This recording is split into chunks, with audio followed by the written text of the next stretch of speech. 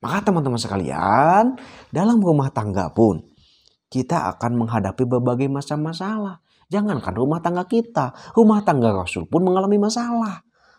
Rumah tangga para nabi pun mengalami masalah. Siapa kita yang hidup berumah tangga menginginkan semuanya serba baik-baik saja? Pasti ada kerikil, pasti ada masalah-masalah yang dihadapi. Pertanyaannya bukan seberapa besar masalah itu, tapi seberapa besar luas hati kita, seberapa besar luas dada kita menghadapi masalah itu.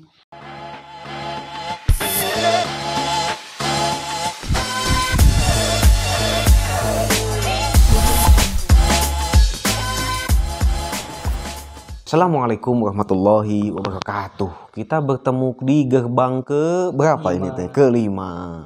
Gerbang biduk rumah tangga yang kelima namanya sakinah ya. Kita akan ngomongin dulu tentang perang Badar ya. Tahu isu perang Badar? Yopi tahu perang Badar? Perang yang terjadi ketika Rasulullah SAW itu awal mula bulan Ramadan. Awal mula mengalami puasa di bulan Ramadan tahun kedua Hijriah. Bayangkan teman-teman sekalian, seandainya kualitas para sahabat seperti kualitas keimanan kita hari ini. Dalam waktu yang sama, perintahnya itu seabreg ya. Pertama, perintah tentang tahwilul kiblat, perpindahan arah kiblat. Setelah itu perintah tentang puasa. 10 hari selang 10 hari kemudian perintah untuk berperang pertama kali. Aduh, puasa pertama, perang pertama, perpindahan arah kiblat, zakat itu turun di waktu-waktu yang sama. Bahkan sehabis itu perintah tentang sholat gerhana. Terbayang kalau kualitas para sahabat seperti kualitas keimanan kita, apa yang akan diungkapkan? Tahu bulat, apa meninggal dadak kan gitu ya. Meninggal dadak. Kan dalam hal kebaikan kan kita selalu berkata dadakan kan gitu ya. Nah, penting ngomong kayak gitu. Tapi para sahabat bersama Rasulullah SAW itu berangkat di perang Badar dengan 300 pasukan melawan 1000 pasukan. 3 kali lipat, 3 banding 1 teman-teman sekalian. Bayangkan dalam 3 banding 1 ini selain dari kuantitas yang 1 banding 3, yang kedua kelemahan kaum muslimin adalah dari sisi pekakas. Pekakas yang dibawa untuk perang Badar oleh kaum muslimin tidak sekumplit pekakas yang dibawa oleh kaum kafir Quraisy ketika saat itu. Yang ketiga, pengalaman perang. Kaum muslimin dari si jam terbang itu ini perang pertama kali. Diatur secara Islam itu pertama kali. Sedangkan mereka kaum kafir Quraisy sudah sering berperang. Udah 3 kemungkinan titik kelemahan kaum muslimin ketika saat itu. Sehingga kemudian secara logika manusiawi ketar-ketir kalau bahasa adik-adik sekarang ya. Ketar-ketir dalam menghadapi peperangan. Bahkan Rasulullah SAW pun sampai berdoa menengadah ke langit. Melihat pasukan yang terbatas ini kocar-kacir oleh pasukan kaum kafir Quraisy. Yang unik dari doa Rasulullah SAW itu apa? Rasulullah minta apa? Rasulullah meminta sakinah. Rasulullah meminta ketenangan jiwa. Rasulullah SAW meminta cinta yang menenteramkan. Itu ya. Sakinah itu cinta yang menenteramkan. Cinta yang dengan cinta itu hatinya menjadi lapang, hatinya menjadi luas, hatinya menjadi tahan banting kan gitu. Melihat kenyataan yang serba mustahil, melihat kenyataan yang serba muskil secara akal, maka kekuatan sakinah inilah pondasi awal Rasulullah SAW meraih kemenangan di perang Badar. Orang-orang yang hadir di perang Badar hatinya menjadi luas, hatinya menjadi lega, hatinya menjadi tenang sekali untuk melawan musuh di peperangan perang Badar. Maka teman-teman sekalian, dalam rumah tangga pun kita akan menghadapi berbagai macam masalah. Jangankan rumah tangga kita, rumah tangga Rasul pun mengalami masalah. Rumah tangga para nabi pun mengalami masalah. Siapa kita yang hidup berumah tangga menginginkan semuanya serba baik-baik saja?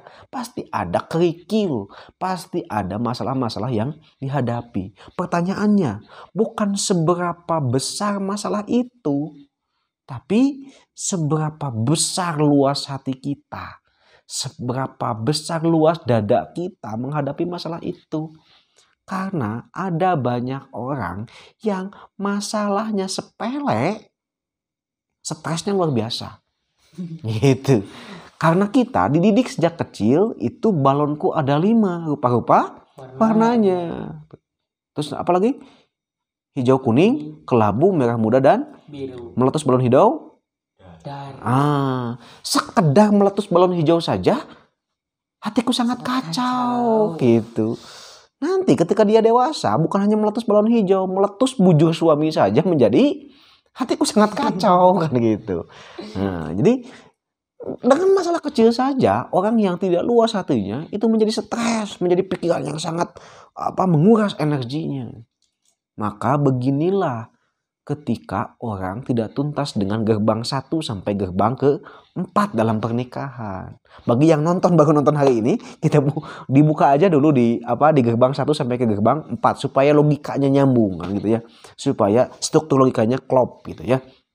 Jadi, saudara sekalian, teman-temanku sekalian, bahwa dalam dunia pernikahan ini butuh misi, butuh titian. Titian yang pertama namanya sakinah. Sebagaimana apa yang dipinta oleh Rasulullah SAW dalam menghadapi musuh yang sangat banyak dan jam terbangnya tinggi, pekakasnya komplit. Yang dipinta oleh Rasul adalah keluasan dada, ketenangan jiwa, namanya sakinah. Berarti sakinah itu bermakna adalah cinta yang meneduhkan.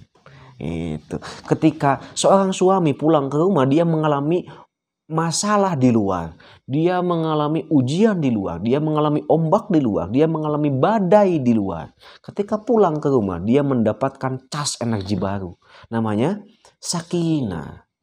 Sakinah itu cinta yang menenteramkan, cinta yang dengan cinta itu segala badai panas di luar terselimuti oleh kasih sayang seorang istri. Begitupun istri, ketika istri ada masalah di luar, itu semuanya terdam oleh suami. Jangan pernah salahkan istri kita ketika istri kita ngomongin aib keluarga kita ke orang lain. Karena jatah ngomongnya gak habis ke telinga suami, sehingga jatuh ke telinga orang lain gitu. Maka saudaraku sekalian, dalam biduk rumah tangga ini diperlukan cinta yang menenteramkan, cinta yang meneduhkan, namanya sakinah.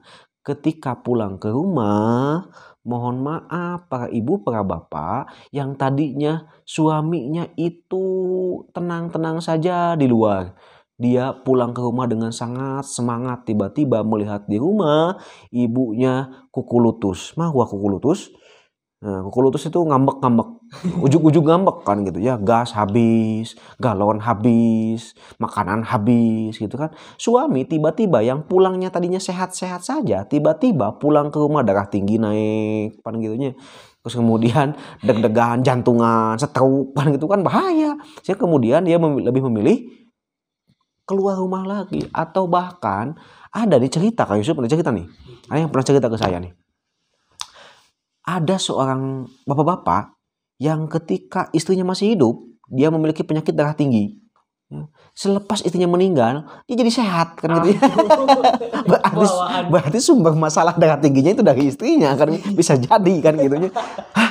Tisa praksi mamah maut, jadi bapak jadi cager darah tinggi kan gitu. Kan ini bukan cinta yang sakinah, bukan cinta yang meneduhkan dan menenteramkan. Maka bagaimana kita bisa mengatasi badai di luar? Bagaimana seorang suami bisa mengatasi ombak di luar? Bagaimana seorang keluarga bisa mengatasi badai di luar? Seandainya badai itu ada di rumah kita. Itu pelajaran kita kali ini. Assalamualaikum warahmatullahi wabarakatuh. Kita bertemu lagi di pertemuan gerbang selanjutnya.